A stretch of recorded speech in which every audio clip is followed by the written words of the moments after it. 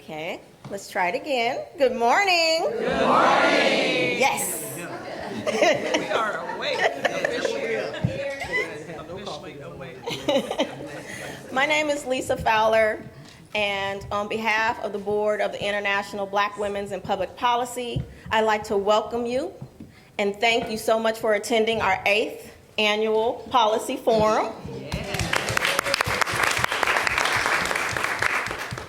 Last year, we invited you to join us, seek knowledge, and be positive change in the community, to enact change in our community. And over the last year, I think we've seen a lot of things that we can never unsee. We probably unfriended a lot of friends where you were just like, wow, I had no idea. It's been an eye-opening experience. Sometimes we often feel like we're in an episode of The Twilight Zone, but it's time to push forward. It's time to come together. It's time to choose our leaders. It's time to support our leaders. And it's time to get the next generation and set them up for success. So we welcome you here today. We have an action-packed agenda. So I'm going to move it right along, pass it on over to Cynthia. Thank you. Good morning, everyone. Good morning. Good morning. Thank you all for being here. My name is Cynthia Hurd, and I'd like to acknowledge our exceptional leaders today. Our first leader that we'd like to bring up to the podium to speak this morning is the Honorable Karen Bass.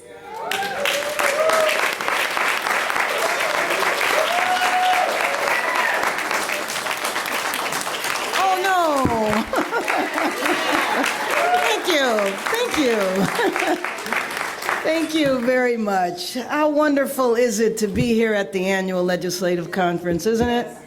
You know, I love being here because I love seeing all these black folks looking well, doing well, excited, contributing to their communities from all over the country, and it's our annual time to get together. And I always love coming to this workshop with the dynamic female leaders that run this organization, and Barbara and Cynthia and everybody here, the work that you have done over the years, the issues that you lift up, from sex trafficking to looking at women all around the world. This is just a critical contribution, and I really appreciate you for doing this work on an annual basis. You know, the theme for this year's annual legislative conference is defining the moment and building the movement. And what that means to us, if we think about this historical moment where we are getting ready to say goodbye to our first African American president. Parts of our country haven't recovered from that. In my opinion, it's what's led to the madness we're dealing with now, and somebody got in trouble for calling somebody a racist, but let me just say, I don't have any problem saying that, because I do believe the person that is running who said that our president was not born here, who asked for his college transcripts, who says he wants to talk to African Americans and talks to an all-white audience, I think he does suffer from an affliction. I think he suffers from a few. That's the moment. But we know in our history, we have always had to build movements to bring about significant change. And if we learned anything from President Obama, it's not about just electing somebody, and I know I've certainly felt that way, and I know the other elected officials in the room feel that way too. Once you're elected, that's just the first step. You got to have all those people that helped you get there continue to move that ball forward. And so when we're talking about building the movement and defining the moment, we're also talking about the future and the next president and what is the Black agenda for the next president. So I welcome you here this morning. I know that there will be significant content that comes out of this workshop, and I look forward to hearing what those results will be, because part of your results then gives me my marching orders for what I'm supposed to do. So thank you very much.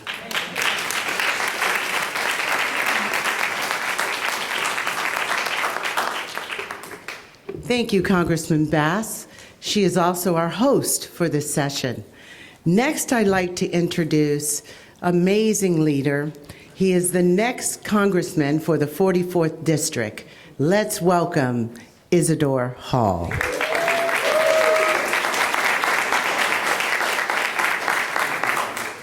Well, good morning. Let's give Cynthia and Barbara another round of applause for doing an extraordinary job. And certainly let's give our distinguished panel a round of applause, which is most appropriate. Want to also recognize members of the Legislative Black Caucus in California, and that is the Honorable Dr. Shirley Weber. Please give her a round of applause. As well as the individual will be introduced shortly, but as the chair of the California Legislative Black Caucus, I better do my job to make sure they're recognized and rightfully so, and that is the immediate past chair of the California Legislative Black Caucus, the Honorable Reggie Jones Sawyer. Please give him, he's a Kappa, but he's still a good man, I'll tell you that. He's still a good man, isn't that right, Delta? As an Omega man, he is still a good man, I'll tell you.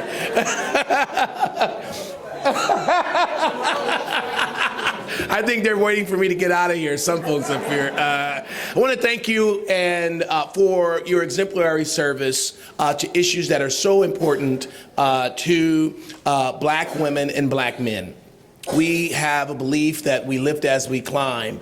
And as Abraham Lincoln always say, and I say it everywhere I go, that any man can stand adversity, but to test a man's character, give him power. It does not mean you are so great because you've overcome adversity. Me being raised by a single woman in Compton, raising 6 kids on her own, working 3 part-time jobs, and living in a 2-bedroom, 800-square-foot home, seeing what food stamps look like in the 5-pound block of government cheese and the powdered milk. I know what it is to overcome adversity, but to have her kids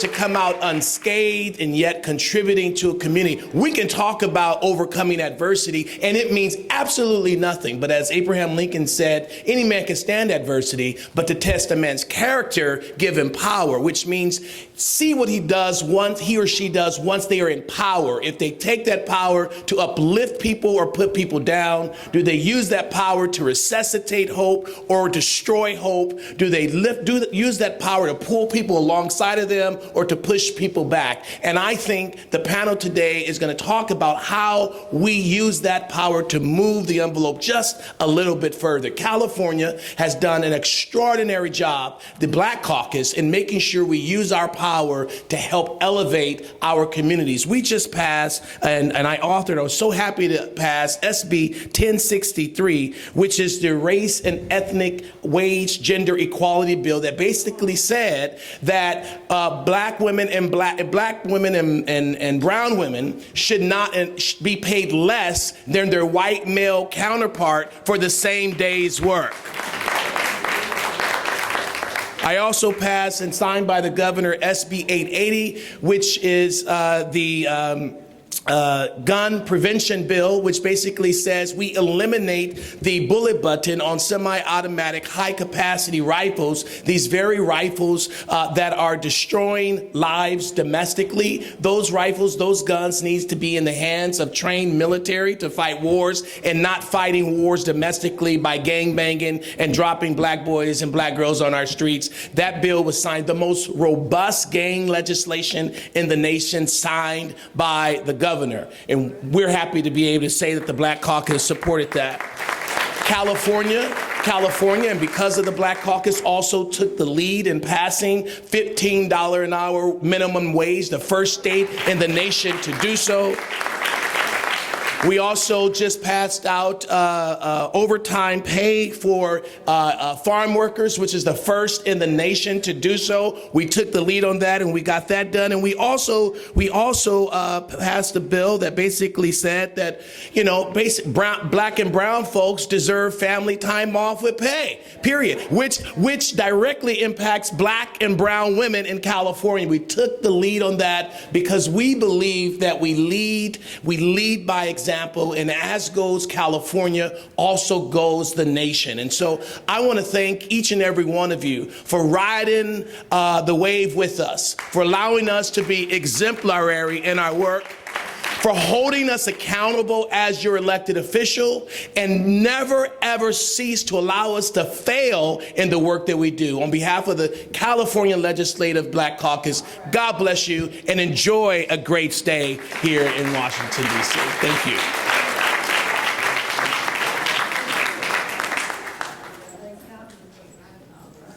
Well, amen. Amen. So I would like to next bring to the podium a very distinguished friend, a Trojan, but also Honorable Reggie Jones Sawyer from California 59th District.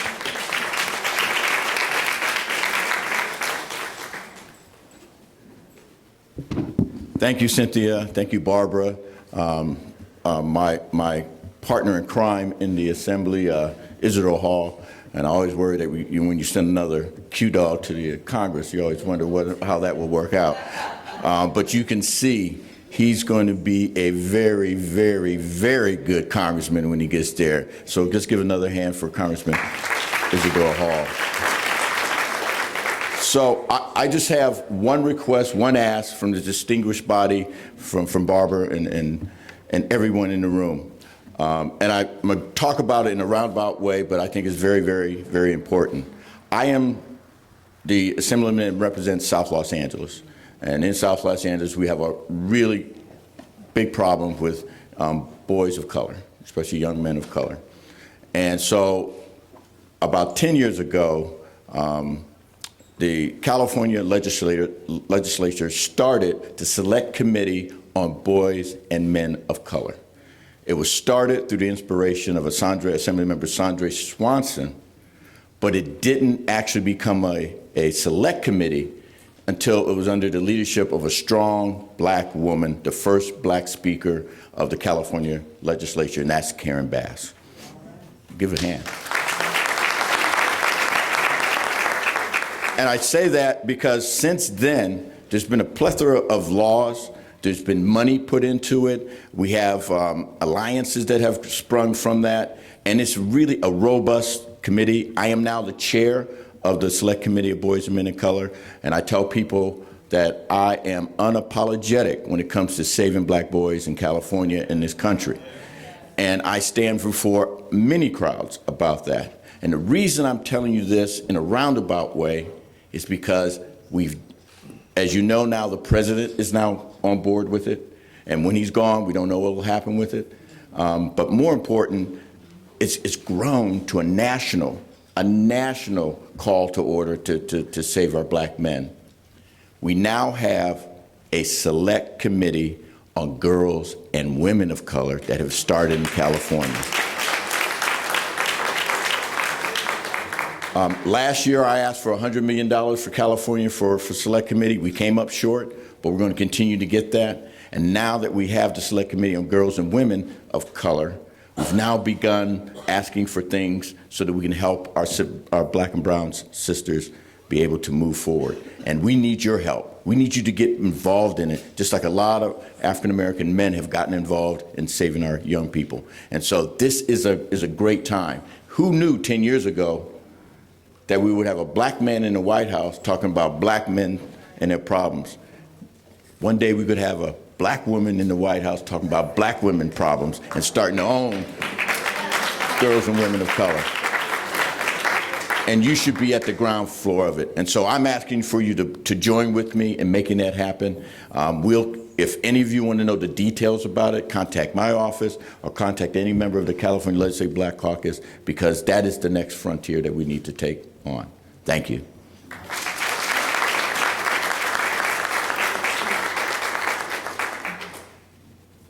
Thank you, Honorable Jones Sawyer. As many of you know, the International Black Women's Public Policy Institute serves women all over the country. We serve Belize, Ghana, Bermuda, and now I'd like to introduce to you an amazing new friend of ours.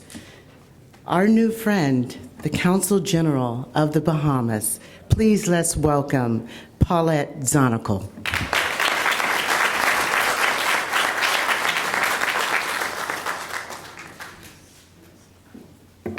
Good morning. Good morning. It is an honor and pleasure to be here. Ladies and gentlemen, we're so blessed to have some men in the room with us this morning. Thank you so much, Board of Directors. Ladies and gentlemen, it is certainly an honor that I have been invited to make brief remarks on the occasion of your 8th Public Policy Forum. As a Black Caribbean woman who operates in the realm of diplomacy, I most certainly understand the critical importance and need for an organization such as the International Black Women's Public Policy Institution. As Consul General of the Bahamas to Washington, my daily work often exposes me to the plight of women who experience issues that touch upon the 4 guiding pillars of the work of this organization, which is why I'm committing myself and my office to assisting this institution on this most important work. I have recently been appointed as the Dean of the diplomatic organization called the Consular College of the United States. The position as Dean of the Consular College puts me in a unique position, which I will also utilize to assist the institution in its work. As I am the first woman, the first person of African descent, and the first person to represent the Caribbean at this level.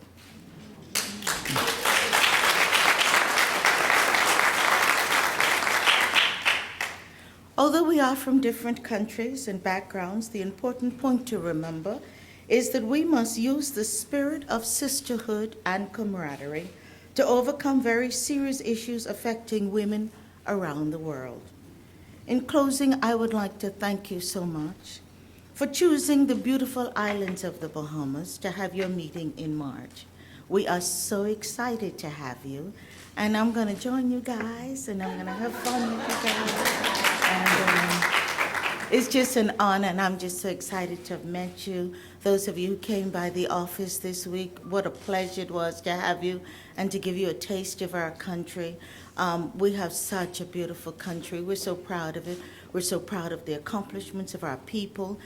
We have had continuous Black governance for over 43 years, and so that's phenomenal. That's phenomenal. I often say to people as I close that we are all interrelated because the slaves that came to the Bahamas came from Ghana, West Africa, and Nigeria. And so they all came along, and so we are all intermingled, and we're probably cousins. So I'd like to say welcome to all of you, and thank you, and it's a pleasure to be here this morning. Thank you so much.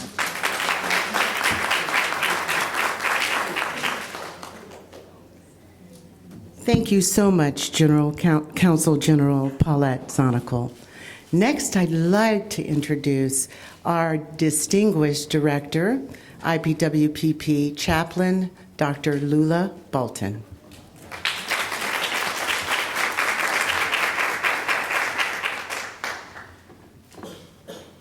Good morning. Good morning. Happy are those people whose God is the Lord. Hallelujah. I'm so glad, and I want to add my voice to your welcome. Let's pause. By God's grace, we are here. We're here in D.C. But by God's grace, we are here. We are alive. We are well. By God's grace, we are seeking clean hearts, clean hands. Psalms 50 says, "Create in me a clean heart and renew a right spirit within me. Cast me not away from thy presence, and don't take your Holy Spirit from me." By God's grace, we lift our hearts to the God who created us all. The same creator who created the universe created you and created me. We acknowledge that creator and invite the creator to move among us, to hear us, to heal us, So we enter his gates with thanksgiving and his courts with praise. And here we are gathered, those women at the well, those men and women that work to improve policies that affect the lives of black women around the world, the hands and the feet and the hearts who do good works, who do acts of kindness, and we do them with respect and love. So we humbly invite your spirit to inhabit this place, to inhabit our work. We honor you by loving black women. We honor you by loving each other. Thank you for our founder and leader, Barbara Perkins. Thank you for our host, Congresswoman Karen Bass. Thank you for our panelists, our board members, our friends, our guests today. Thank you for all the willing hands and caring hearts. Thank you for each other.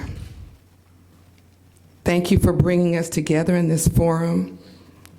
And again, by God's grace, your unmerited favor. We didn't earn this. We thank you. Amen.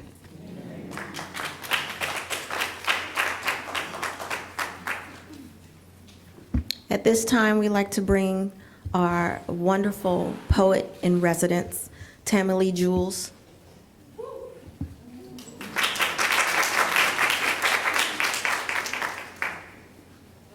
Good morning, and greetings to my fellow Bahamian. Okay.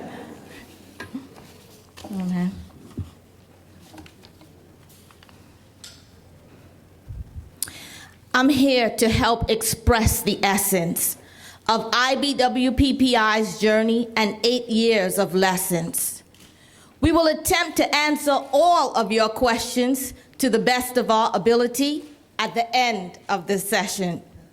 This organization continues to expand, forming new relationships to meet the demands by demonstrating love through kindness, because we understand the great responsibility placed in our hands is to break the yokes of bondage off of black women in America, Africa, and throughout the Caribbean.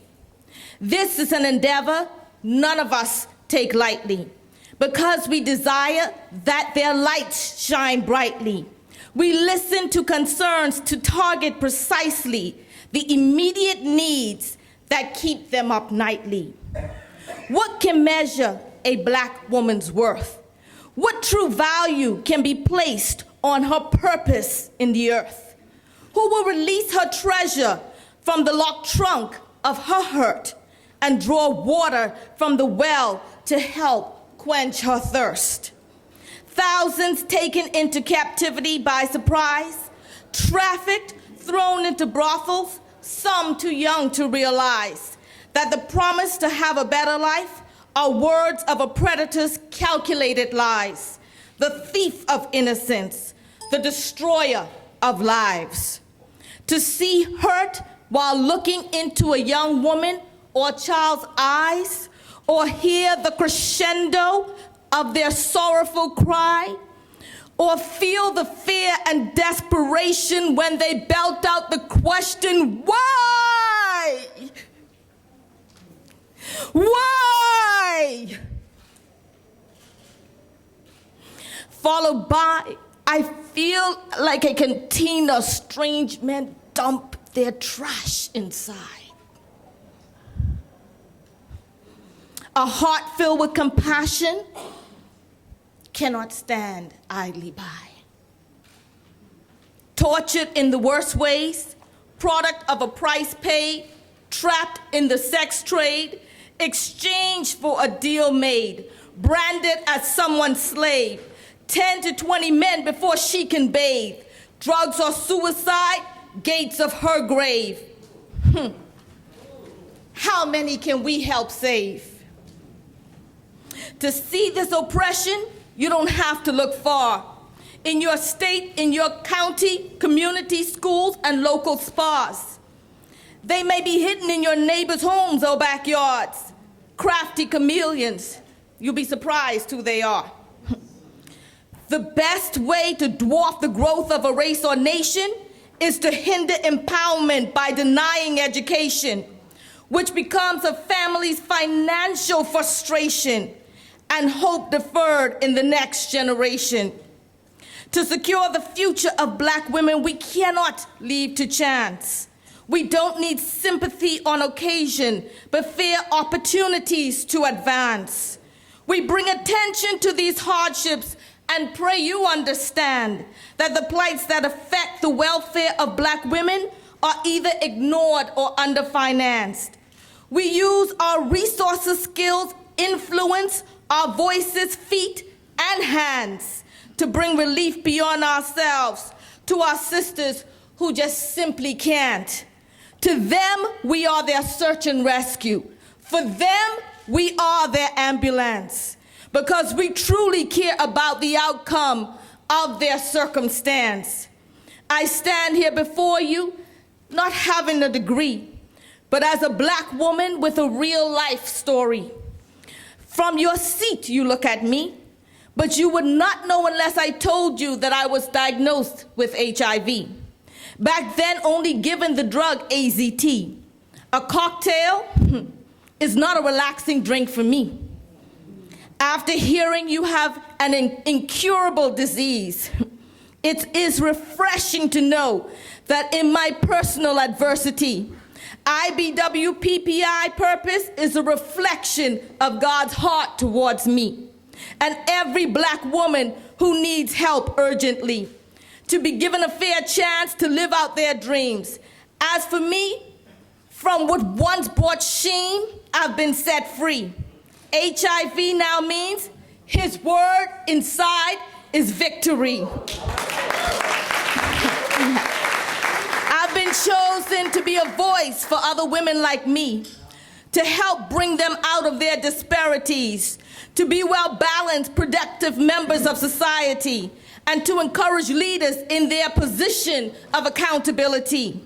We fully believe prayers bring about change, and faith without works hinders the progression of things, like a bird trying to fly with a broken wing, or a psalmist with a song but no voice to sing. We speak with conviction because we believe that the agenda we set can be achieved, and the ideal we pass to rising mentees, inspiring life changes like Kelsey and Ebony, and the rest of the powerful, committed dream team. Young ambassadors passionate about advocacy, adding fresh contributions to policies. We are looking for those who will rise at first light, watchmen who hear the call and can offer insight that add to the progress of Mary McLeod Bethune and Dr. Dorothy Height, whose breath and life was to serve as leaders in the fight to protect and defend Black women and children's rights.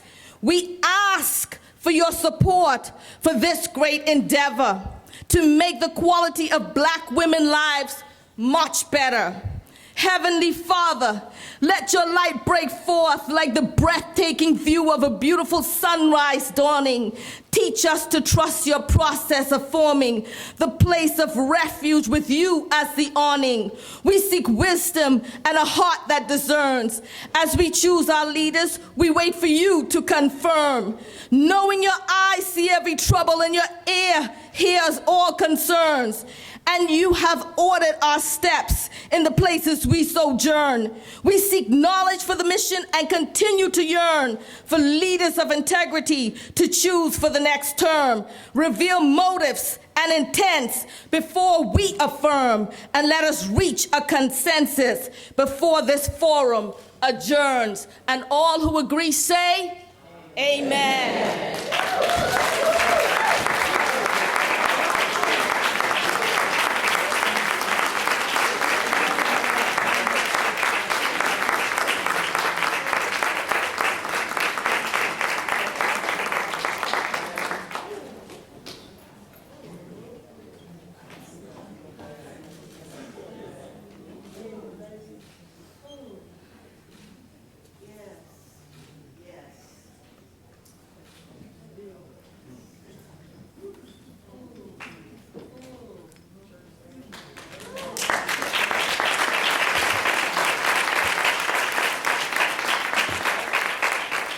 So this is where I hijack the program every year, right? I'm Barbara Perkins. I'm the founder and president of the International Black Women's Public Policy Institute. And truly, I continued the race, passed on by my grand aunt that I know by name, Kathleen Marshall from the Bahamas, and those women that I did not know by name, but I know that they were there standing for me. Dorothy Irene Height, who I met when I was just hitting my 30s, so some long time ago. And this woman is my god sister. Her mother was one of the sweet women in the community who reached down for me.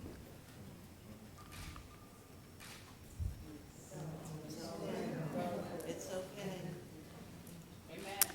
Long before she was born. And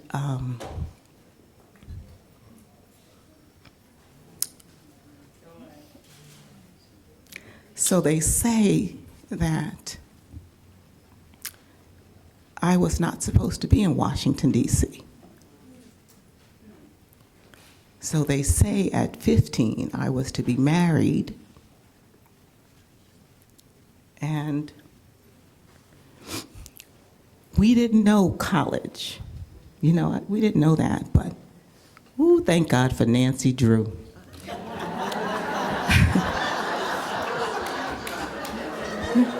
And comic books.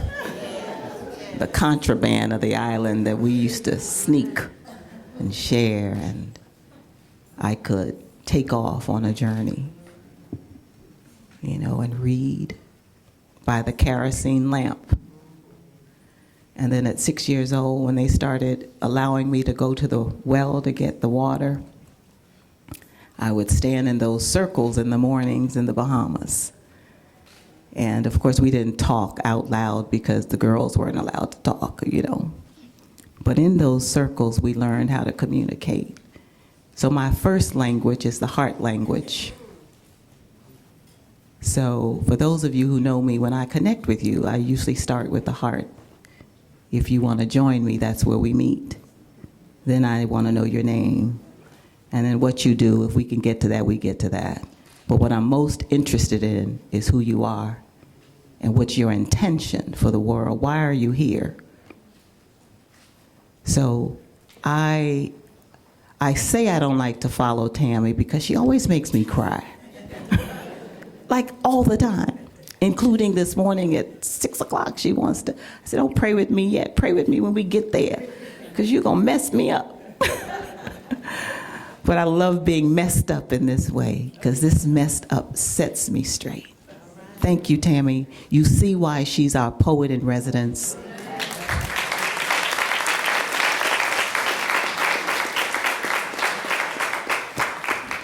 And of course, you know I'm also an entrepreneur because I am true to my Caribbean roots. So I made sure she had a CD and books and all those things, and they're available today. So I'm not going to take a lot of time because you already know why we're here, right? We're not joking. We're not fooling around. We don't have time. So now, also for those who know me, this wonderful board of directors I have, stand please.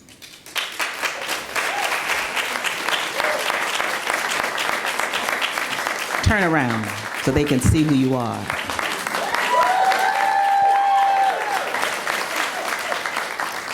So there are a few women who are not here, but we are representing Africa. We have Dawn Sutherland and Penelope, who are one in Kumasi and the other in Accra. We have Juanita Palacio Sims out of Cuba. We have our sister Karina Mina out of Belize. We just voted yesterday a sister from the Bahamas, stand up, Simone Smith Bean, who flew in last night just for this meeting. And you know, I don't mind being put on blast if it's good. So I'm gonna take a risk and put my sister Counsel General on blast a little bit and ask her to join us. You don't have to answer right now, but stand up. We probably gonna need you on our board. So, oh, she said yes. I'm just saying. I just took the risk. I wasn't trying to be out of protocol or disrespectful, but we probably gonna need you to do what you do and help us do what we do. I thank you. And so we're here today to just say this is our 8th year. We're making the call around the world. And everywhere we go around the world, we just have one simple mission. We don't get in the weeds of the folks' politics, although yes, I am wearing a Hillary pin. Do with that what you want. I hope you got it on video. But we don't get in the weeds with the politics, but we use our agenda and our sensibility and diplomacy. When we go into a country, we just trying to catch the hearts of women. We want to know where they are. We want to know how we can help. We don't take our agenda. We just look for theirs. And we say, how do we help? So today we're here. Thank you, panelists. I'm going to turn this over to, I'm sure, Cynthia. But you're in for, this is work right now. So we thank you for partying with us with this purpose in mind. God bless you. I love you, and I look forward to the questions at the end.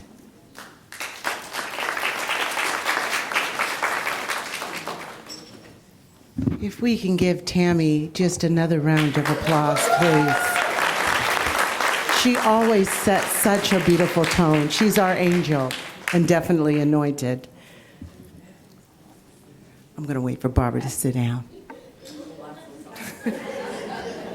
Messing with the flow. Okay. We would like to now bring to the stage a wonderful, wonderful, and amazing, amazing woman, our moderator, Dr. Barbara Williams Skinners. Let me tell you a little bit about Dr. Skinner. Dr. Skinner. Dr. Skinner is the co-founder and dean of Master Series for Distinguished Leaders. She is a trusted advisor, public policy strategist, faith leader, author, lecturer, businesswoman, educator, executive coach, and a mentor. She has made an indelible imprint in American public policy, government, and community relations as former director of Congressional Black Caucus, current president of Skinner Leadership Institute, founder and dean of the Master Series for the Distinguished Leaders, co-chair of the National African American Clergy Network, and member of the White House Faith Council. Dr. Skinner has written numerous articles, is the author of 2 leadership training workbooks, and a blogger for the Huffington Post. She has long history of building bridges and advancing the inclusion of people of all cultures in both private and public sector. Let's welcome Dr. Barbara Skinner. The only reason I ask people to call me Barbara Williams Skinner -Skinner is because it's hard to get a good black man. So I did get married, so, you know. So y'all just have to learn to say my whole name. Say a black man working too, okay? Good morning, good morning, good morning. Let's give Barbara Perkins and this board a hand. This is amazing. This is amazing. And the men who are here supporting us. You know, this is so amazing. And you're in for a treat. I love the fact that we are getting ready to go to work. But we praise God first, because we can't go anywhere without that. So thank you so much for that and for our awesome poet in residence. Let's give it up for her. My God. Girl, we're going to be looking for your tapes, okay? Where are your tapes anyway, so we know? You got them, okay. Well, thank you, thank you, thank you. So let's just praise God for Barbara Perkins, who I call a modern-day Harriet Tubman. Found her own freedom in the Bahamas and here, but thought it not robbery to reach back through this extraordinary organization, the International Black Women's Public Policy Institute, to liberate So many women trapped in global poverty and sex trafficking and exploited lives who missed out being what God has called them to be. Thank you. Thank you all for doing what you do. This is amazing. This is a ministry of life and death. That's what it is. That's what it is. And we want to thank Alva Mason and our angels at Toyota for making it possible. Stand up, Alva, an amazing woman in her own right who doesn't ever forget where she came from. She's always trying to go to the boardroom and tell them what really they need to use their money for, like organizations like this. And now from our queens, from being, historically the queens and royalty in Africa through enslavement and Jim Crow segregation and civil rights movement to now a system of a new level of enslavement. If you think about the criminal justice system, black women, we're not going to make it without black women, because we know how to get it done. Like Dorothy Height said, we never do what we want to do, but we always do what we have to do on behalf of black women and families. And we have our men working right there with us. We can't make it without them, so we'll give it up for the brothers too. So this is an election year that will decide whether the clock is rolled all the way back or advances. And that, I am not exaggerating. I don't exaggerate. I'm not giving her hyperbole and all kind of shrill statements. This is real. And so black women, again, cannot be talking about we don't like her and we don't like this. We've got to say what will work for black families, what will advance our children, what will get our kids off the streets and out of harm's way, educated, fed, off of the sidewalk. What will do that? Who will do that? Who will we not just vote for, not just presidency, but all the way down the ballot? Will we go into the poll and say, I don't know who these three judges are, any, meeny, miny, mo doesn't work anymore. You got to get educated before you get in that poll. So I'm so excited about this panel because I know these women. Any one of them could run the country if the country was right. I'm not, if I'm lying, I'm flying. They could run this country. So I want to say that we have just so much time, and I love them all. They all could just preach and teach all day.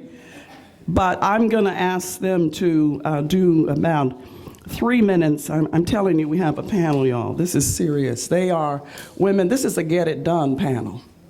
This is the panel that doesn't quit. This is the panel that doesn't need to be recognized to go work for black people. This panel doesn't argue about whether their names are spelled right on the program to get on the program and do the work. That's the panel we got. So I'm excited and delighted to introduce, and they'll tell you a minute more about themselves in this order, my sister, who received the Dorothy Irene Height Leadership Excellence Award last night, Melanie Campbell. She is the convener of the Black Women's Roundtable. This is a A+, don't quit sister. I'm serious. She will be followed by Cleola Brown, who has been in the trenches a long time and never gets tired. Always has an encouraging word and brings young women along with her.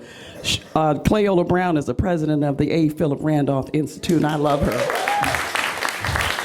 And then we always are excited to hear our sister on the Federal Communications Commission, Mignon Moore. Let's give it up for Mignon. You know what, Mignon Clyburn, I get them mixed up. They're both beautiful and awesome. So that's a compliment. Mignon Clyburn. Tell Mignon Moore I was thinking about her too.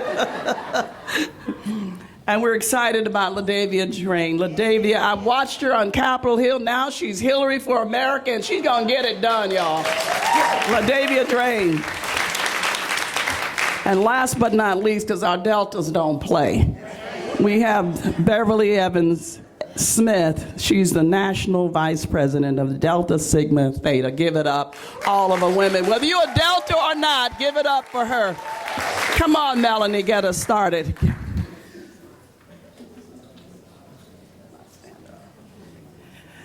And I just gotta say, I'm so glad I had to come behind you right away. I'm just so glad. God answers prayers. Thank you for that. And Dr. Barbara, thank you for that recognition yesterday. I'm still kind of like numb because I know I'm, nowhere near it, but I'm aspire to do all I can to get there, and I don't get there. Just bring somebody behind me. They hope they'll get there, because it's hard to get to Dorothy Irene High status. I know I'm not there, but I am doing everything I can to live in her legacy, to live in my mom's legacy, to live in all the sisters and the brothers who have come before me, and just do my part in my dash, and try to make just a couple of minutes of difference. My sister Barbara Perkins, I remember when we first met, you were coming out of grad school, this was your guys' vision, and it's just awesome to see where you have taken that vision and that ministry, and just want to say thank you and love you. And I'm going to also apologize because the vote is real. And so everybody's doing vote panels, so I got to be at a vote panel really, really shortly. But I just want to spend a quick bit of time and talk about how critical and what we need to be doing. We know this is a voting crowd, right? So it's about who's not going. Who's talking about, well, I don't like either one of them. Right? Well, he lied, she lied. Well, what the heck? Because Barbara's here. Dr. Barbara Reverend's here. And my sorority president and my Uber. What the heck does that have to do with what's going on here? We are in a crisis moment. A crisis moment. And we need to be in the barbershops. We need to be in the beauty shops. We need to call it like it is. I said this yesterday on a Congresswoman Sarah Fudge's session. I know a racist when I see one. And that's the truth. I come from a place called Mims, Florida. Harry and Harriet T. Moore country for the NAACP history buffs in the room where they bombed them in the 50s and 54. I learned about nonviolence when I moved to Atlanta. My daddy shot the KKK out of our neighborhood. That's the first civil rights moment that I was understood. So I learned about the issue of nonviolence when I moved to Atlanta, Georgia. And that's the honest to God's truth. Everybody packed. My mama died in June 15th. She knew how to shoot a .38. Because where I come from, even today, I was 30 days in Florida after my mom got sick and passed away. And I had never seen that many Confederate flags riding down US 1 in a processional. And you couldn't get around their cars, 20 cars deep. And every last one of them had Trump. I'm just telling you the facts. I'm not telling you who to vote for. I'm telling you it's real. And see, they come out of, if anybody know that part of Florida, where Mims, Florida is, Scottsmore, Oak Hill. We had them down there in them ditches. And y'all stay down there, because you're not coming back. And then the next day I saw one flying through, because in Mims, it's either US 1, it's like the railroad track.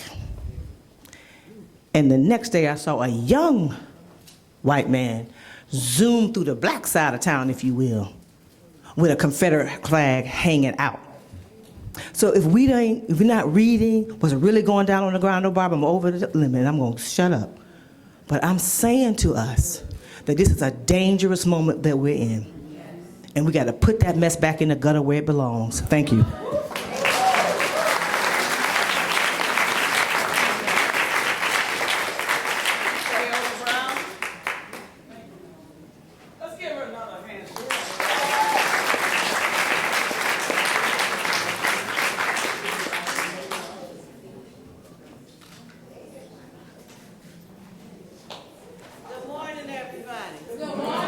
Good morning, everybody. Good morning. feel like I need to start out by saying giving honor to God. And I say that from a good place, okay? Because as sisters in the movement in particular, when we are in a place that is in the right spirit, you feel it immediately, right? Black women communicate without the spoken word all the time, don't we? We can look at our children a half a mile away and they know they better stand still. All you got to do is put that hand on the hip and look at them.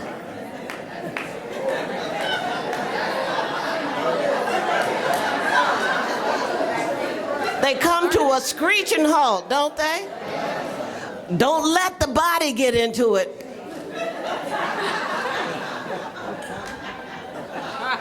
You know what I'm saying? See, sister's giving it back to me. She's like,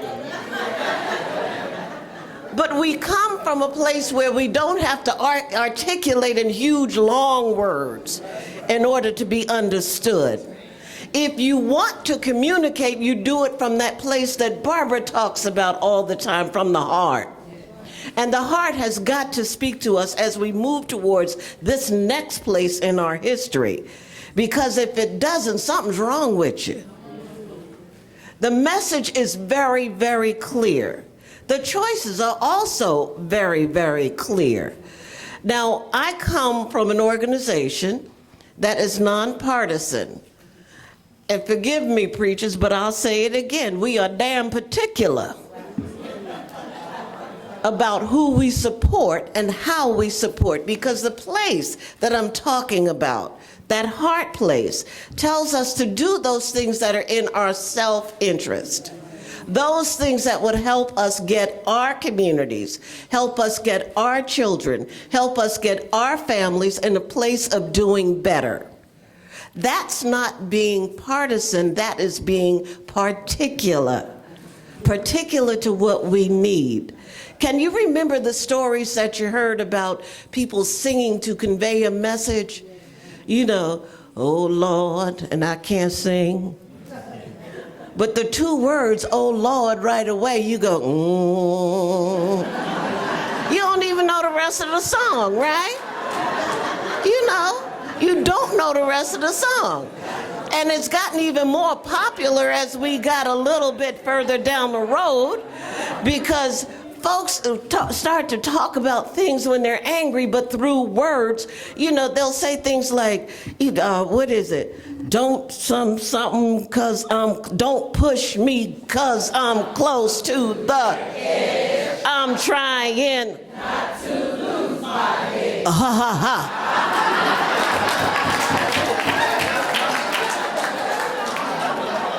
You know what I'm saying?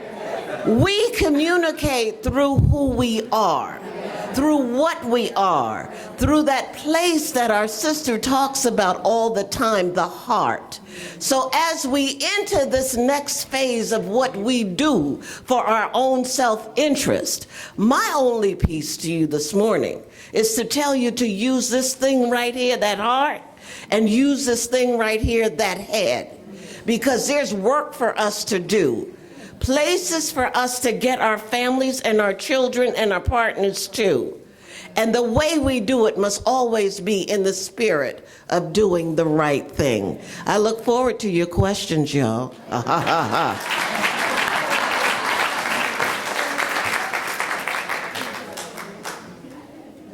So I'm not going to go old school on you. I'm going to be a little geeky this morning. So forgive me for that, audience. So again, I would like to thank the Policy Institute and the beautiful inside and out President Perkins for allowing me to join you here today. Now, I've been a part of more than one discussion on how best to further empower women and how we can best have a voice to influence our world. Because too many of our sisters sit in silence. And to be honest with you, let's be real, that leaves us all speechless.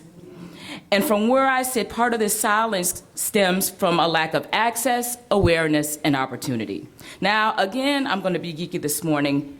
Access to affordable broadband service and the attendant opportunities that it enables is vital to our communities. Without a broadband connection, our voices are muted. in all ways that matter in the 21st century when it comes to getting our opinions and our voices and our opportunities realized. Access to the internet matters. From emails to blogs to Twitter to other forms of social media, you need a broadband connection to stay informed and relevant in all ways and to connect it to news that is important to you and your communities. You need a broadband connection. To seamlessly galvanize family and friends around that rallying cry of today, you need a broadband connection to engage with those who make critical decisions that affect you and to know what they're really thinking. You need a broadband connection. Now, those who lack broadband access look like too many of us in this room. And what that means is that there are foreclosed on today's opportunities and the ability to fully participate in our community. Indeed, broadband is no longer a luxury that we could brag about a few years ago. It is today a necessity. But it is a necessity that too many in our communities cannot afford, and we need to talk about that, integrate that in the conversation today. Now, throughout my career in public service, and it's been about 18 years, trying to cover it up with a little, anyway, we'll talk about the hair service later. I've been focused on closing what we call the digital divide. With each of my priorities, whether it's a program called Lifeline that some people are attacking and calling the Obama phone, but let's go ahead and embrace that. We're gonna use that phone to help connect our communities and bridge the affordability gap. We're developing strategies on how we can best tackle our nation's health challenge, because whether we're talking about chronic health illnesses in the traditional sense, a malady of the body where we're not feeling well, to that psychological, and that's too pervasive in our communities that we're not addressing, sisters and the brothers in the room. We need a connection to better enable people who might be too ashamed to walk in that doctor's door. With a broadband connectivity, we can handle our business. So it might sound a little geeky to some, but connectivity matters. It brings our communities together, it removes barriers, and we are able to better represent and have our voices heard. So setting our own agenda, having a seat at the table, talking high tech. Look, we got to get it together, because that is the only way that our children and all of us will step out of these shadows. Let me share a statistic before my sister comes up and gives me the hook. Studies show that women and minorities comprise 70% of college students, but less than 45% of those in those STEM field areas. And in 9 states in this nation, not a single African American student took the AP class or exam for computer science. We got a problem that we can solve, but it is a problem that exists. So in order to take advantage of these advancements, and they're more and more high tech, in order to lift our voices, we need to make sure that our women and girls have a seat at the table. We need to code, and we need to craft, and we need to take our place, and we need to hold these high-tech companies, all tech, most companies are tech, responsible. We need a paradigm shift and a cultural shift within those companies. Quick example as she comes forward.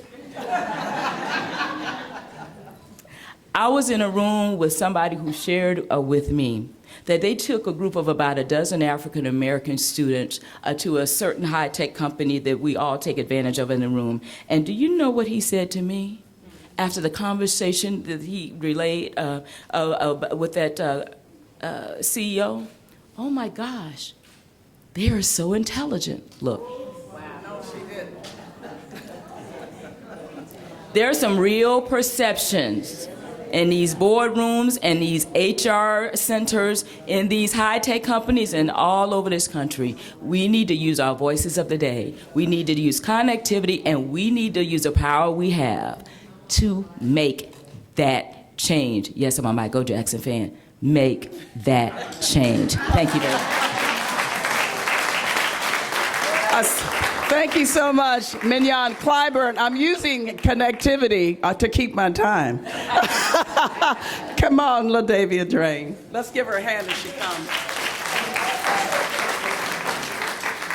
Well, good morning, everyone. I really do sit at the feet of giants. From my time with the Congressional Black Caucus, I know that they are the reason that I'm here. Because of women like Barbara Perkins, you are the reason that I'm here.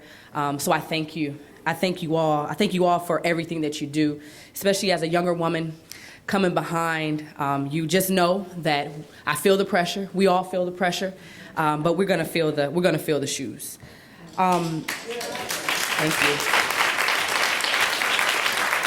So for the last year and a few months, I've been on the campaign trail for Hillary Clinton. I remember when I got the call last May to join the campaign, and it was a very difficult decision. Y'all, you don't make money on a campaign, you know? You leave your families behind and you do whatever it takes to make sure that your candidate is represented well. I had my 2-year-old was turning 1 at the time. But I will say that sacrifice, I'm glad that I made that sacrifice. And I really do believe that she is the person that needs to be our next president. She is the person. I know that this is a nonpartisan organization, but clearly I work for Hillary. I was late because I was particular. I was late this morning because I was with her. She was speaking to the Black Women's Agenda. And I just want to carry this message to you from her. She understands that she cannot get to the White House without you. She would not have gotten the nomination to be the first woman candidate to have a major party nomination. She knows that that would not have been possible if not for Black women, okay? So we need you. We're gonna keep on asking for your help. If someone's not asking for your help, just know that it's not hard to find us. There are a lot of women, Black women in particular, that work for Hillary, that work on her campaign, that have always been around her and with her. Mignon Moore, we said her name earlier. That's one. So in closing, I just want to tell you thank you. I'm here to do my part, and I hope that you will do your part to make sure that love trumps hate.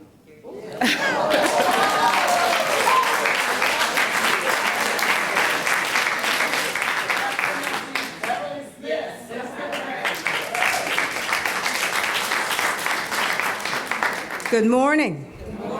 I first of all have to thank, on behalf of our national president, Dr. Paulette C. Walker, thank Barbara Perkins for the invitation. IBWPI is an important organization, and we know that, and so we feel like we need to be at the table with you. Delta Sigma Theta has been at the table of social action since 1913. We believe in that table. We believe that we had to step out then for women's rights and women's actions, and we believe we need to continue to do that, and we'll continue to do that today. With our chapters everywhere, we're the largest Black women's organization in the world with 275,000 members and 900 chapters all over the place. But it's important that something actually happens with those women. So it's not enough to have that number. The most important thing is that something happens with that number. That number in all Black women, because it doesn't matter what organization that you're with. What matters is that the issues we have as Black women are out there and that we stand for them. As we've polled and surveyed our women, we know economic development is important. We know health care issues are important. We know that making sure that we make strides in terms of economic development is important. And it's important to all of us, but we have to act together to do that. So as Black women who work together in these organizations, there are some things that are most important to us. We have to take heed of the role models that we have before us. Dorothy Height, an outstanding soror, has been mentioned before. Loretta Lynch, Melanie Campbell, sitting right here. We have to be at the table. You know, my daughter, I have a daughter who's, and my husband always didn't want the boys to come visit. He said, I don't want them to come to the house. I said, no. You want them to come to the house because you want them to see your face. So when they're making that decision later in the evening, the face they see is not hers, but yours and mine. I say that example because we have to be at the table. Those who are at that table have to get to know us and see us and understand us and know who we are. So when they close those doors and make those decisions, the face we want them to see is our face. They can't see that face unless we're at the table and making sure that we are turning the tables for black women, for women of importance. The other issue that we've got to face, and we see it even with hazing, is the self-esteem that our women have today. The reason those issues happen is because we don't think as good of ourselves as we need to. When we look at our own numbers and read our own information and realize how far we are on the pole of economic development, how far we are down on the wage scale, how bad it is for us in terms of our communities and where we are. We have to be for the voice for those who don't feel comfortable because their self-esteem and because of the fact that they've been beaten down too far doesn't allow them to rise up to understand the voice they have. We have to be, all of us together, that voice for the women that are out there that we have to represent, that IBWPI represents, that Delta Sigma Theta represents, that all of our women's organizations represent. When we see the issues we face and we know what they are, the responsibility we as a whole have is to make sure we represent those issues and represent them at the table, turning those tables. Thank you, Marcellus.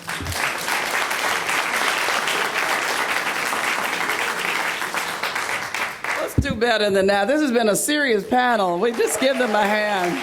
All of them. It's so incredible. I see people standing, and there's some seats. If you got a seat by you, raise your hand. Take your purse up so people can sit down. Come on now. You all get off the wall. You're holding up the wall, so now you can sit down, rest your feet. Okay, hold up your hand. Come on, there's some more seats. We don't want anybody standing who wants a seat. There's some seats up here. There's one here. There's one up there. There's one here. Come on now. We're not going to come escort you. You need to just move. Come on. Come on. Is there? Okay, there are a couple over here still. I see one hand up. I see one hand up. Okay, thank you so much. Thank you so much. Look, we've heard that racism is emboldened with the new champion. We heard that we must use our heart language to connect to one another. Don't forget that. We can't get so many degrees. Look, I have 5 advanced degrees, but all I know is God loves me. Okay, I can't get another degree to help me know that, and that I'm worth it. Okay, so Sister told it. We learned that love trumps hate, and that we, not somebody else, have to close the digital divide. Those of us who have the capacity can help others. We have used our 14 and 15-year-olds to help us use these expensive phones. Okay, so now we need to figure out, we don't need 2. Somebody else in the projects of where I live need 1. So I don't know how we do that, but we need to figure out how we make sure that we have that close. She gave it to us. And actually, you're not going to reach the millennials unless you do that. That's just a fact. They don't even, my grandkids, I have 11, don't even want me to call them anymore. Say, Grandma, let's FaceTime. So we don't FaceTime, I don't talk to them, okay? We know also, thank you so much, that we must be at the table. Why do we get at the table? Those of us who are at the table can't act like the door should close when we got in. We got to keep it open for bring somebody else in. So that's really what it means. Let me just say this before I ask the panel a couple of questions. You know, I grew up with a Southern mother, very little education, raised 8 children by herself. And when she got on the bus with us, all of us behind her, you know, we took up a whole row in church. And somebody would say, how many children do you have? They would not necessarily know immediately that we were her children. And she would say, how much time do you have? And then she would take out this old wallet that was like an accordion down, the old plastic one, you know. She'd have pictures on both sides, and she'd go right down. Now, we were like toddlers and little, but I was like 7, and she'd say, now this one, she's going to be head of the police department, because, you know, she's always policing all of her sisters. This one is going to be a lawyer. That's Barbara. This one, she was calling out in advance what we were going to be. And that's one lesson. The second thing I learned from her, you got to name what you want. You want power, you got to speak the language of power. You can't talk about our deficits. talk about women, black women in the White House, black women heading FCC, black women heading whatever, the military. We've got to talk. It's not a problem saying where we are, but it's also a good idea to say where our vision is for what we'd like to be. What would winning look like? If we got to the promised land, what would it look like? Somebody needs to be talking about that. The last thing I would say is there's this program on, all these dating sites. I know I'm certainly not interested, but I'm noticing that the white, look, one black man is enough, okay? So I'm serious. But there are all these dating sites, there's white people date, and there's Christians date, and there's black people date. We need a Black People Speak site. We don't even talk to one another up and down the streets. How are we gonna vote together? I'm in the store and I'm like, my mother told me, she said, don't get so cute that you're not speaking. I know you're going away to college, but remember where you came from when you get to Washington. And so I got in the habit of returning every call. I do that today. Every email, myself, every tweet, it's just a habit. And I walk in the store, I'm looking. Now, like, if it's only 2 black people and it's a big store, it's a white place, how much energy would it take you to smile or speak? So I'm saying, how are we gonna vote together and we're not even looking at each other in the eye? And what is troubling to me, we're looking away. I don't know how much pain caused that, but you spoke to it. So we need healing. We need healing. We just got to go on and say it. So let me just ask a few questions of our panel, because they know what leadership looks like.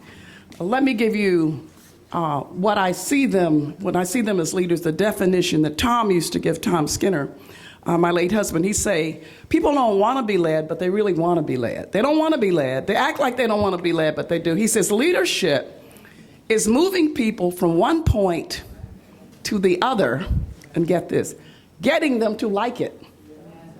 In other words, they start off not only kicking and screaming, talking bad about you, calling your names, wondering if you're crazy. Then with your energy and enthusiasm, your excitement, their energy unspoken, you bring them to where they like it. That's what we have up here. So let me ask you all a question. In this polarizing moment in our country, what is your criteria? What do you say leadership is? What is the best evidence you've seen of leader when you saw someone said, I want to be like that? What was the evidence of leadership, of true high character, integrous leadership? What was that for you? Anybody? I'm going to use, though, because I've been doing this for a minute. Am I on? Is her on? All right, Is she on? MC, okay. Yeah. Connecting. Yes.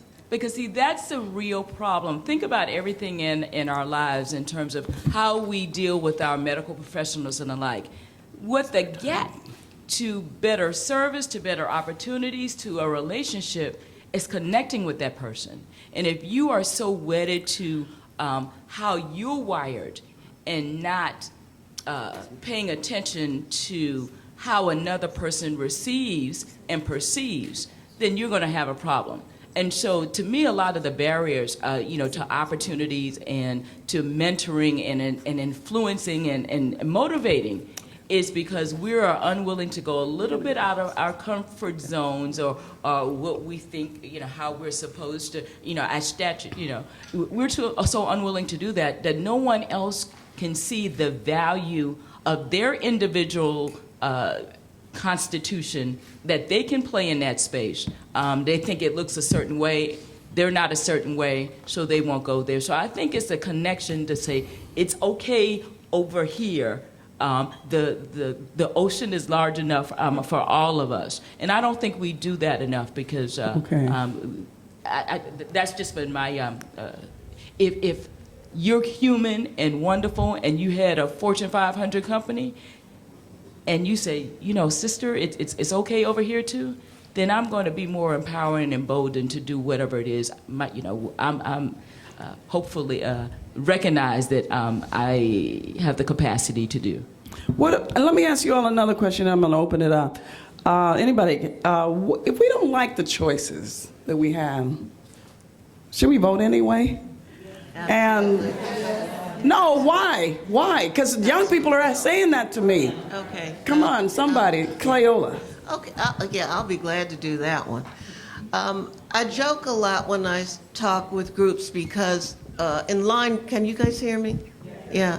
Because in line with the very first question, folks get turned off right away when they perceive that you're not talking with them but talking at them. And when we don't remember that, we lose them from the very beginning. So how we look at where we are is also very important. I joked around in the opening talking about how we communicate with one another, but listing our priorities as primary and why we do what we do. If we only go for the personality that's out there, folks are gonna look at you like you're crazy because they cannot see themselves, in a lot of cases, in anybody that ever runs. All right? Anybody that ever runs. There is a candidate that we see as ourselves by our gender. I can't hook up no kind of way with the other one, but that's another whole discussion. But the point that I'm making is this. Shirley Chisholm once said that, you know, if you don't get given an invitation at the table or a seat at the table, bring a folding chair. You understand where I'm coming from, y'all? I love it. And I say that almost every time that I get an opportunity to say anything to a group, because you don't wait on the invitation. You have to step up and do what you know is right. People have to see the reason in their own circumstance for doing what you're talking about doing. Because if they don't, they will stay at home. They will not vote. They will not get up and go and ask somebody else to register. They will not show up at the polls. Now, they'll register all day long, but they ain't getting up out the seat unless there's a vested interest that is called self-interest in making them do the right thing. Can I do one last piece? Sure. The A. Philip Randolph Institute, that I happen to be the first female president of and proud of it, I ain't trying to fill his great big old shoes. He wore an 11, I wear 9, has 32 states that we now have active chapters in. And we have 139 chapters. A lot of that is because folks did the work in the forefront. People claim their stats, but I know that some of those chapters are Pookie and his grandaunt and somebody else, okay? But there are other chapters that are really strong and pulling their weight, primarily because they get the information. They are encouraged to be the leaders that they are without folks running in, trying to run over them once things get going. It's a point of making and trusting the leaders that you're building that helps people to do what they want to do. And in Barbara's example, saying, well, I don't want to lead, I don't want to be a part of it, that's absolutely true if you keep getting in the way. If they win a spot, give them the spot to run. That's right. Be there if they fall down, but don't run in the front of them if they win it. Make sure that folks understand that they are important. And if there's ever a time for people to feel empowered and important, this here be that time, y'all. We have to have leaders all over this country to make sure that we can say our country still, if you get my drift, okay? LaDavia Drain, thank you so much, LaDavia. You know, we really do have a problem, though, because there is a large group of young people who do not feel as though they've been a part of the process. That's right.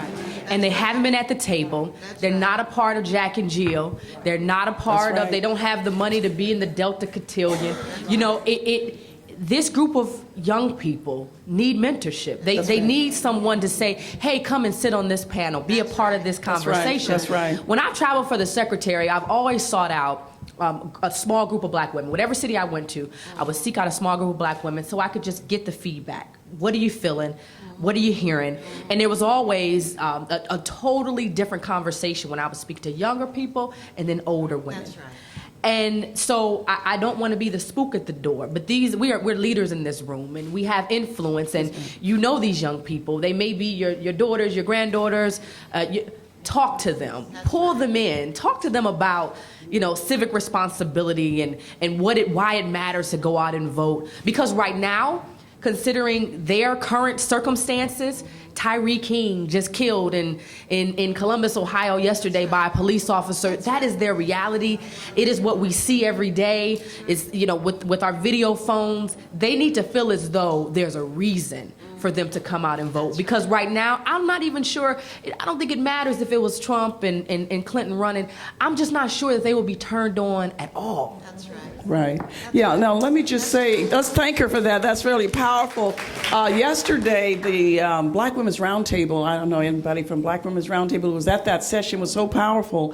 They released a study that they had done, and what it showed, and they talked to hundreds and thousands of Black women, and it showed that younger Black women, overwhelmingly, criminal justice reform, mainly police brutality was their #1 issue before jobs, before health care.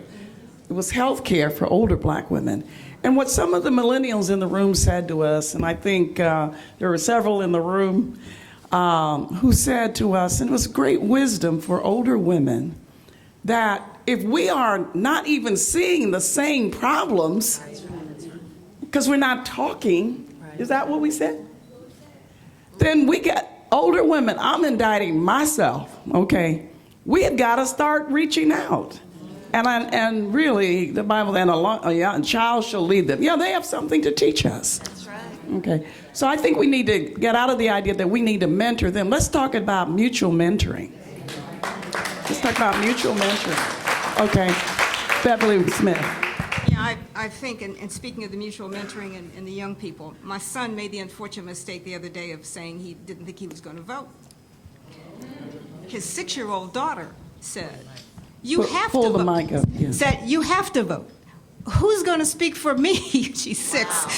If you don't stand up and vote, you know, you have to vote because he's a teacher, because you know the kids you work with, the other teachers have to handle it. I think the other reason that we have to never not vote is because of the example that we set for those that are coming behind us in terms of what they have to do to stand up. And young people, and we work with young swords a lot in terms of the strength and power that generation has, and the things we have learned and the things they see are so different from where we are. That's right. We have a responsibility to make sure we understand that perspective. From the age of 6 to the age of 26 to the age of 36, that is a generation that we are missing, that does not see. That's the hopelessness that we see there. They are counting on us to try and resolve, and we have to mutually count on them to resolve. But the example we set by making sure we never stop using our civil rights is critically important to whatever happens at that generation in the future. Thank you so much. Now let's talk, let's get your questions. A question is a question, right? Not a comment. So let's just open it up. I don't know, because we like to talk. I like to talk, you know, but I'm trying to organize and discipline myself. So, yes, ma'am.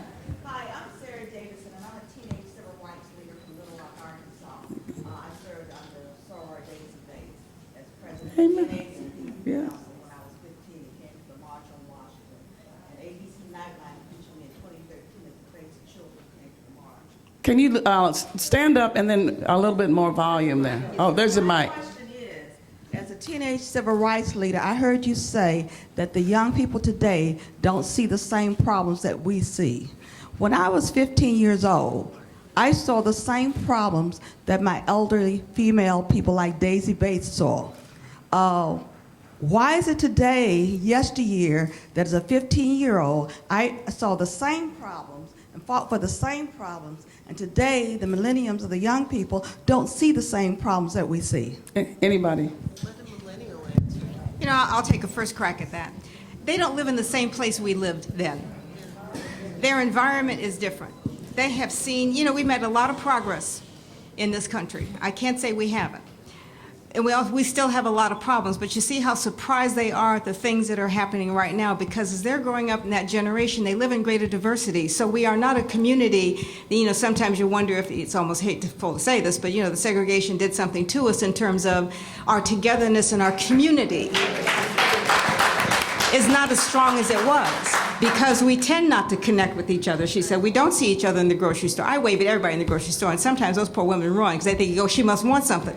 But we don't have that connectedness, and because we are more disconnected and they are raised in a more disconnected environment, they see problems, but it's not the same problems. And I believe because they're more hidden than they were, that they're actually worse than they were, because we can't address the hidden ugliness that we see. But they see a whole different type of ugliness that we never saw and we won't see, because we're not sitting in their shoes in school. We're not sitting with them with the places that they go. We're not in the environment where we're getting the interviews and seeing it. It's a different kind of discrimination.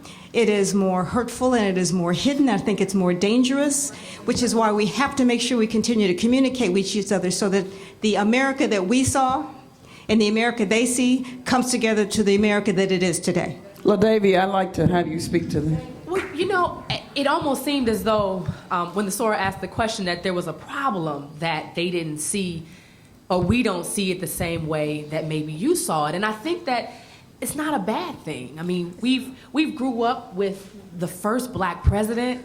I think that our reality is just a bit different, and I think it should be. I mean, we've evolved. The young people right now are unapologetically black. Come on now. I sat in the room with my boss, with Hillary, with Black Lives Matter activists. I mean, the way that they, you know, with respect, but the way that they addressed her, they wanted to make sure she knew unequivocally that they were not playing. That's right. You know, and that there were certain demands that they expect that she would meet. That's right. You know, so I think that it's a good thing. I think that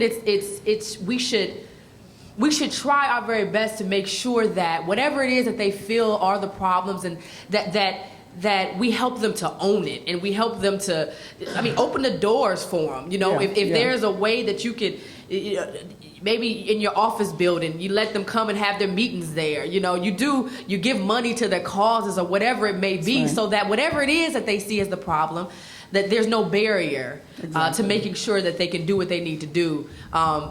We protect them, you know, as folks are out protesting in the streets, and some of us don't protest. We just don't do that. But there may be a call that you can make that says, hey, I see that there's a protest happening. You know, you may know the police chief and they don't. Hey, please make sure that nothing happens down there. Please make sure that they're protected. I mean, these are the things that I've had to do, you know, and that we all should try to do based on the fact that it's just a different brand. It's just a different time. So as a daughter of a librarian and a history teacher, let me take a slightly different take on that, on your question. Yeah. I think part of the problem is us, meaning those of us over a certain age. What we have, I should say what we have not done, is share our stories and experiences with our young people. Come on now, come on. Case in, you know, just to be more, put a finer a point on this. We've experienced a lot of hurt and pain, and, you know, through the movement, you know, at 15, what you've seen. I don't think we've done an effective job of sharing those stories and experiences with our young people so they don't know. We've got so much bottled up inside of us. We're trying to cope and not, you know, flip out, you know, in a real way. I mean, let's face it, you keep it contained so you don't, you know, wear it and, you know, be able to function. But when you do that, young people have no connection with the history and no real appreciation to the past. So when something is filmed and is there for prime time, they are traumatized. And if they knew their history, they would know that, unfortunately, this is nothing new. What is new is it's being filmed, as you know, to embrace. And so thank you. I've got a couple questions over here. First, the lady in the red, and then the sister behind her, and keep them short so we can get more questions. I got her. Okay.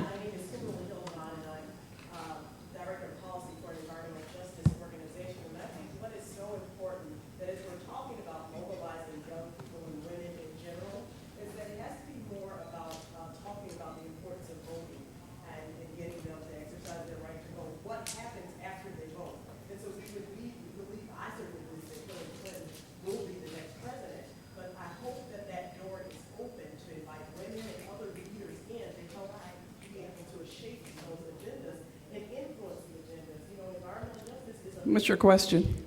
Your question. And so the question is, how do you open those doors to make sure that these leaders, young and old, are able to influence the policy? Cleola. By simply being real clear about why you give your support. If you give your support without there being an attachment to it, then you're crazy. People have to ask, and I'm not saying you directly, sister, don't get me wrong, all right? People have to be clear about what they expect for the support that they give. If you ask not, you get not. So we have to be clear about what our agenda is, what it is that we expect from those that are elected, and how is it that we're going to monitor the real deal after they are elected. You can't say, okay, you're there, fix it. No, it's not up to them to fix it. It's up to us to remind them that there is a requirement for the vote that you gave them. Yeah, let's go over here first to get this side. I'm coming back to you, and then two people here, and that's about what we have. Yes, ma'am. Short, tight, to the point. I'm Faye Mandel. I'm a licensed clinical social worker in Los Angeles. My daughter is a millennial, and she will be voting. I hear you. That wasn't a question, but that is right. She will be voting. She will be voting because I have told my story growing up in Columbia, South Carolina, and having a grandfather who had to go back and get his deed to the house and come back and vote. I mean, it was just crazy. So she knows about the struggle. She knows about immigration and how it was in segregated times and everything. But I will be calling her friends and making sure they vote. So the other point I want is that instead You don't, I'm sorry. We're tight. We need a question. The question is, there's some frustration I feel in terms of with Hillary in terms of having all this wealth of information regarding, I call it Don the Con, having all this information regarding why isn't there more of an attack? There could be a daily attack, a daily thing to say about him. I really need a question, honestly. Well, I just want to know why, could there be more assertiveness on her part? Has anybody been talking about that in terms of her he goes after her, but she's not going. Thank you. Thank you. LaDavia, you got it. Maybe I'll just take it offline and I'll talk to her about some of the things that we do. And she said she'd stores. stay for a minute after, so why don't you all hook up? Yeah, because I don't want this to be about Hillary. I want to get to a couple millennials here, you and then you. Was it you and you? Y'all figured it out, two of you. Use your mic and ask a question. I'm coming over there, ladies. I really am. My name is Simone Smith-Jean, and I'm one of the directors of this organization. My question to the panel is how do we fix the problem of not knowing yourself? I feel that is a problem that we have with millennial society because we do not know where we came from. Many of us have gotten from different heritage, different places, and our families may have instilled certain things in us, but today our millennials don't have that appreciation. Some of them don't even connect to where their parents are from, and that is our issue. So how do we deal with that issue? And once we get there, I think that we can connectivity with our parents and our seniors and our family, and then we come together and collaborate. I need one panelist on that, and then we'll go to the other question. So we use the tools we have. We have technology. We've got the means to communicate through blogs and posts and the rest of that. And we drive the traffic and the interest to those places. That's how these young people, and we get, I don't want to use the word sexy in front of a minister, but we use the means to appeal. Thank you. That's a better word. Not sexy. Appeal to their interest. It is information. It is dialogue, and it's the word of the day is connecting. We have a 1 second response. Just a real quick response to you as well on that. We have to learn to be better listeners to those young folk that are there. If we sometimes just stay still, let them tell us what they're thinking and hear what they're saying, we can then share those histories that we've not done a good job. So you're saying listening is a gift we can give, right? Yes, it is. Okay. One of you all have a question. Y'all they have a joint question. I love this. I love it. They're working together. Somebody give them a mic, please. We can be loud enough. Okay. We're good? Okay. Shh. No, just make sure everybody hears you. Hello, my name is Taylor Nicholas. I'm a sophomore at Howard University. Hello, my name is Elizabeth Smith. I'm a clerk for the Circuit Court of Cook County. Okay, my question is, how do us young people that do not have a legit platform actually expand our voice? Because at Howard University, we try, but no one really listens to us. So, I mean, how? Excellent. Okay, Sister Smith. Oh, no. Yeah. Delta's everywhere. Come on now. Yeah, how do you get a legitimate voice? You know, I'm going to, you know, the first thing that comes to my mind is being at the table. You can't stop trying. There is no such thing as an illegitimate voice, if you will, because what you have to say is important. You have to be sure you feel strong enough to make sure that you feel what you say is important. It may be that it needs to speak louder because there are more of you saying it. Sometimes you get a stronger voice by making sure there are greater numbers in what you have to say. So continuing to stand up and not giving up on that voice, making sure that others who have a voice, like voices with you, join you, so that they can't afford not to hear you, is what's most important at that. Well, So some of us need to hook up with them afterwards. I think this is an honest question. It I is. plan It's to very do much that. so. Yes. Okay, make it quick. If anyone had like any strategies, because I know people who are part of the Black Lives Matter movement, like in Chicago, who are young people, and it's a very different way than the civil rights movement. I know people are It is critiquing, very, but very does different. anyone like have any strategies? Because my friends have a lot of frustration dealing with certain things. And let's Yeah, talk. that's you all need to hook up afterwards. We Just one moment to that question. The only reason I'm doing this, because I know we're almost out of time, is because I want all of the young ambassadors to come stand right here. we need- The International Black Women's Public Policy Young Ambassadors, the ones that are here, because they're from all over the Great. country. Thank you. I want them to Thank come you. stand Thank right you. here. You got them here. Okay. That's a hookup. And so I'm just going to address this one question, and I'm going to sit down. Stay right here. So one of the things that I've learned at the feet of women like Barbara Skinner and Dr. Height, I was called in the room at 29 years old. And some of you were called in the room. The difference was, for me, my experience, I was not allowed to speak. I knew how smart I was. I was smart. I knew that. But I was not allowed to speak, and at the time I thought it was enough that I was in the room. So I took those years, and it was many. I didn't know when I was going to have my turn to speak.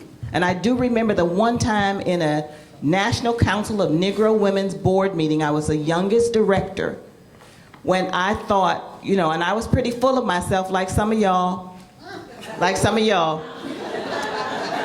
And I just knew by then, I had just turned, I was turning 40. It was just before my 40th birthday, and I said, well, this is my time. I'm gonna raise my hand, and I had a budget question.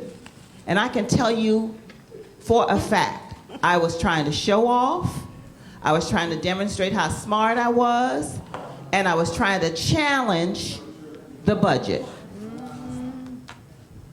They let me, they gave me my little time. And then I sat down and I thought I felt good. I don't know what I accomplished. But at 5 o'clock the next morning, my phone rang. It was Dr. Height. And she said, Director Perkins, I thought I would call you early enough to give you a chance to speak. Because clearly, you have a lot to say, and I want you to have time. So let's start now. It's about 5 o'clock in the morning. I didn't know what I was supposed to say. And I talked and talked and talked until I ran out of gas. And she said, now I'm gonna leave you with this. There's a time to be provocative, and there's a time to be quiet and listen.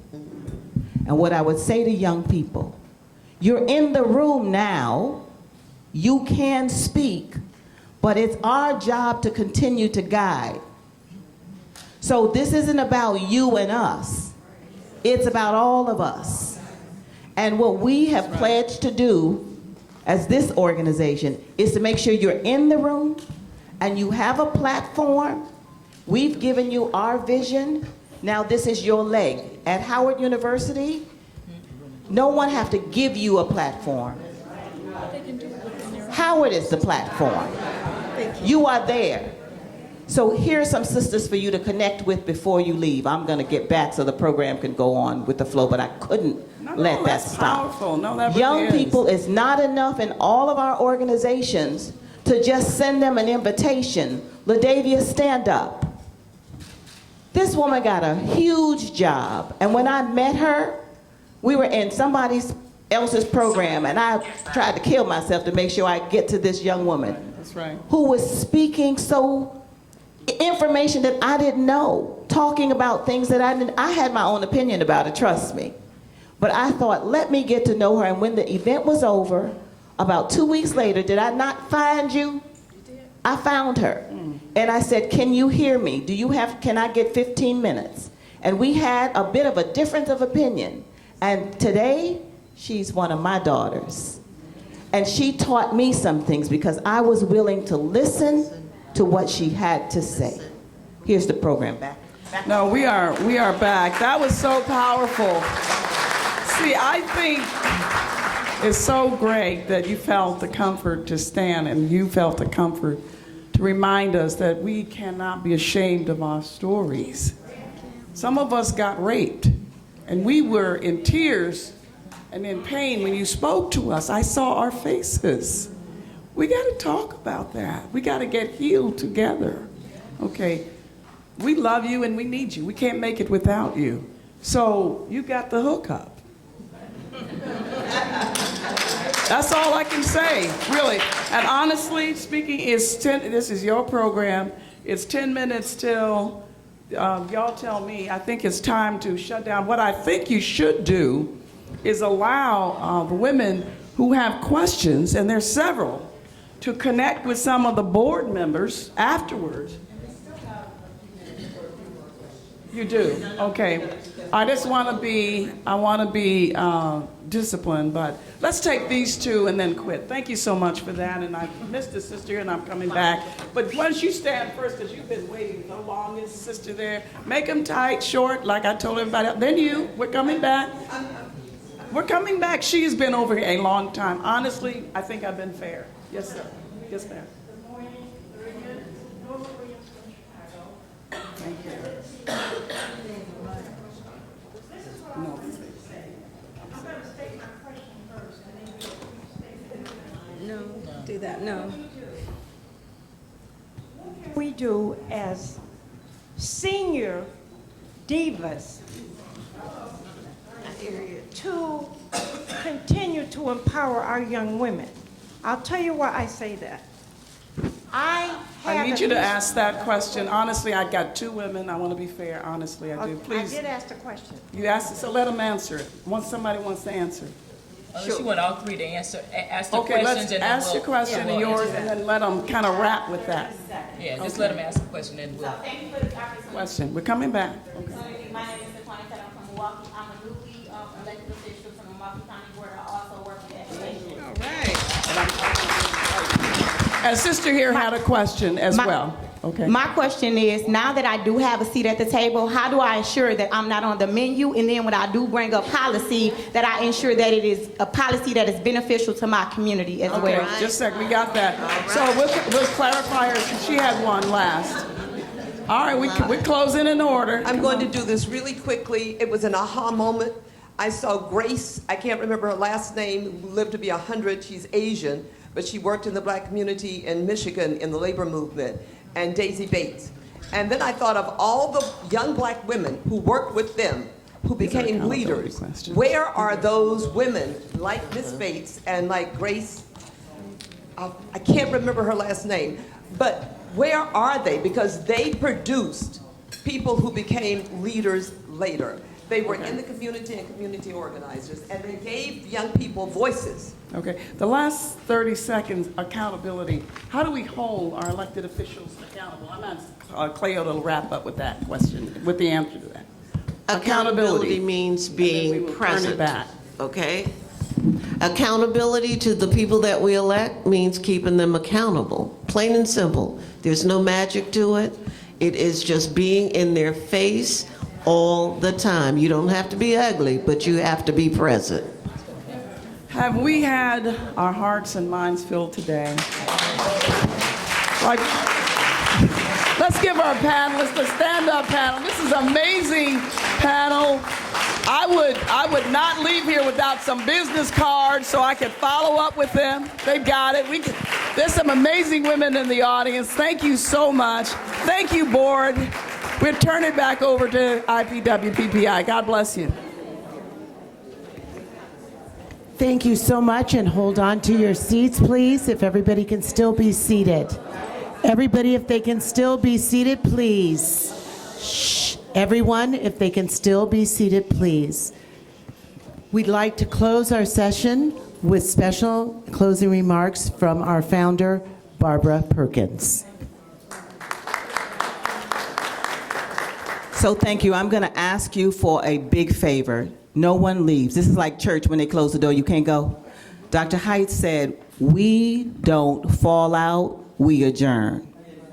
So we still on time. I'm going to ask you for 5 minutes only, okay? So that we are respectful for the end. We need an action now. This wasn't just entertainment, right? So this is what I'm interested in doing. First, let me thank this panel. These women, that you would come here, 2,000 sessions going on over this few days, and that you would say yes to this one fills us with gratitude. Thank you so much, Dr. Barbara Williams Skinner, who I do follow. And I am not ashamed to say I'm a Delta groupie. One day y'all gonna let me in. You know, I love each one of these women. I admire you. I follow you because I do look for excellence in my life. You know, there's no time to play. So from LaDavia to my sister Cleola, from the young and the seasoned, I follow you. I thank you, and we thank you for giving your time. To the board of directors for IBWPPI, each of you, these women are key influencers. I'm not the organization, we're the organization. All of us represent large bodies of women and men in our day jobs, in our lives. We give up a lot in this organization. We're 8 years old, and I am telling you right now, we are self-sustaining. Until, you can clap for that. Because so often as organizations, we say, someone's not giving us, we're not getting our fair share, and that might be true. This organization came in, each of these board members, I'm not telling you that they are wealthy women, but they've had to pull off a little part of their own paychecks to do this work. We come to DC every September, they pay their own way, they pay to be here, and then we go abroad in March. We only have 2 meetings a year. We've paid our own way. I thank you. I'm not talking $500. It's more like $5,000. Until 2 years ago, stand up Alva Mason. Until 2 years ago, stand up Alva Mason from Toyota.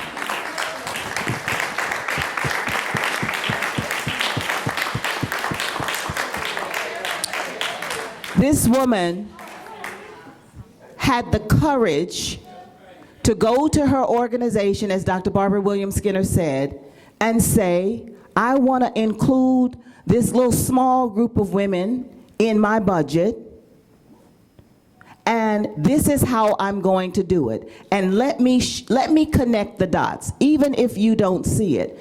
Many of you in this room have the ability to have those conversations in your organizations, not just for us, but for the things you care about. For the young people who are trying to get started with something. We each are charged with a responsibility to seed something. Even if it means buy one less pair of shoes. I know that's painful. But we're gonna have to do that. We cannot wait for folks to come along to give us an envelope. And then when your house is in order, like now it's taken us 8 years, 6 years before we filed for a 501c3. That was intentional, not because we didn't know how to do it, but we wanted to make sure that when we showed up in excellence, so folks won't be in the room talking about us. We would give them some money, but they don't even know what to do. They don't have this narrative. They don't have the good website. They don't, because that's what people do, look for any stupid reason not to support what we're doing. So you gotta be willing to take the self-examination and tell the truth about, are you ready? And someone asked a question about how do we know? If you have to ask the question of whether or not you're ready, grab a mentor real quick, because you're not too old to have a mentor. Thank you, God, that I have 3 or 4 women in the cut that I can call all the time. I don't know how to do that, but I'm going in this meeting real quick. Send me a bullet point, please. Give me 4 key words. Because if I get 4 key words, I'm going in with a sermon. Right? But I have to call people to give me those 4 words. Young people, you have to do the same thing. Our job is to seed something, plant something bigger than yourself. It's gonna grow. The women who planted for us, they had no idea that we would be in this room today. They had no idea that we would be lifting it up. So what I'm saying to you now is, it does not have to be the International Black Women's Public Policy Institute. It could be the PTA. It could be whatever organization in your community that's shaking up some stuff. It could be that you need another stop sign so the kids can stop before they cross the street and don't get hit. Whatever the work is, you have a responsibility to do it, and stop looking for somebody outside of yourself, because they may not ever get to it. So what I'm saying, and I'm not gonna get revved up, John Newman, the pastor in the house all the way from Jacksonville, Florida, who's here with us. Thank you for being here. We got some brothers who are looking out for us. Let me just do 4 thank yous, please. I said to the board, I said to the young ambassadors, all 17 of these young women, they're going to the Bahamas with us in March. I'm inviting all of you. We have a Bahamian tourism office here today too. They're going with us to the Bahamas. These young women will be leading our program in the Bahamas. I told Shambhalia last night, now let me tell you something. We're gonna be in the audience. Y'all better come strong. Plan it. I don't care what you plan, but you're gonna have the program is yours. I know they're getting ready to do something wonderful and connect with their sisters in the Bahamas. Thank you, young ambassadors. Thank you for the young ambassadors in the room who haven't joined yet, but I know you're joining. Thank you to the wise women in this room who've done the work, but it's not over yet. So now you gotta get a phone. If you don't feel like going out the house no more, get a phone, be connected, and call the chief of police, tell them to leave our children alone. Call the city council and tell them, give them a room to meet in, like they give other people rooms in these buildings to meet in. Give our children a room. Get on the phone with somebody. Phone a friend about something. That's our work. We are charged to do. Listen, this organization is 8 years old. We need your help. If you can help us, go to our website. It's IBWPPI. You have a program. We will take a donation from you. I am not too proud to ask you for some money, because you've been fed today. I feel like I'm in church. Ooh. But you have been fed, and we need your help. Give us a donation. We're not gonna waste it. We're not gonna squander your money. We're gonna do something juicy and something that's gonna change the world. I thank you all. I love you so much. Thank you for being here. Enjoy the rest of the caucus. So to the panelists, I need only the panelists for now, for just one moment, to get a group shot, and then you all can come. Let me just get a group shot with the panel and the board.